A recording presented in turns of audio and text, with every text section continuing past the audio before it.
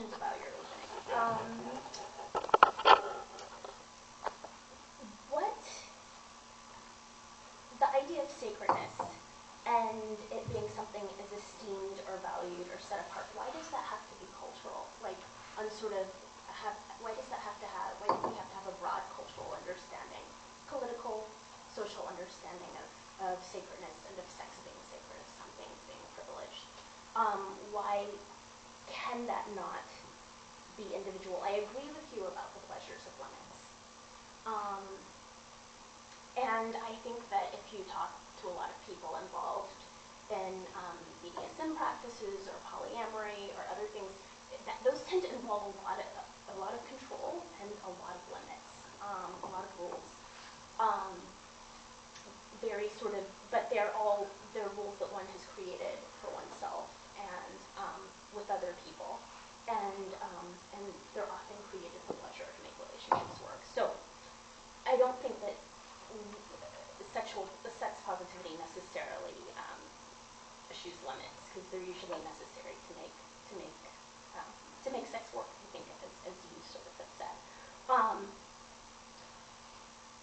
Another, just sort of a little bone of contention. I think that it is inappropriate, and most people, it is inappropriate to have sex in front of children, not because sex is sacred, but because watching an act, especially an act as loaded as sex is participating in an act. And when your children watch you have sex, you're asking them to participate in that act with you, and that is not consensual because children are too young. And plus, the power differential makes that also unethical in my thinking. Okay, but your point about individualism, yes,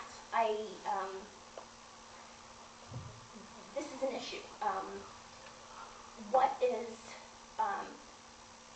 Yes, if each individual sort of decides without reference to other people or to something larger, what is good, what they want and what is good for them. And this idea of what does healthful mean? I mean, that's certainly, there's a lot hidden under that. What I mean by, I think you were talking about when I mentioned willpower and hopefully changing one's desires. What I mean is self-determined changing one's desires. So for example, suppose that I am bisexual, and suppose I were to marry someone and to agree to be in a monogamous relationship with them. That would mean that, no, I don't have sex with someone of the other gender. That's a decision I'm making, but that's coming from me. That's not coming from shame about my identity.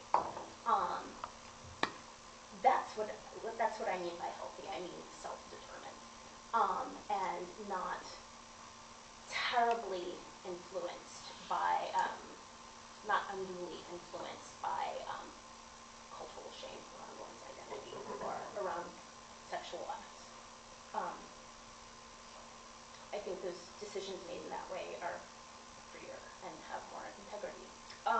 Oaths. Yes, I agree. In fact, I think much of living a mature adult life is about finding things worth tying yourself to and being faithful to those things.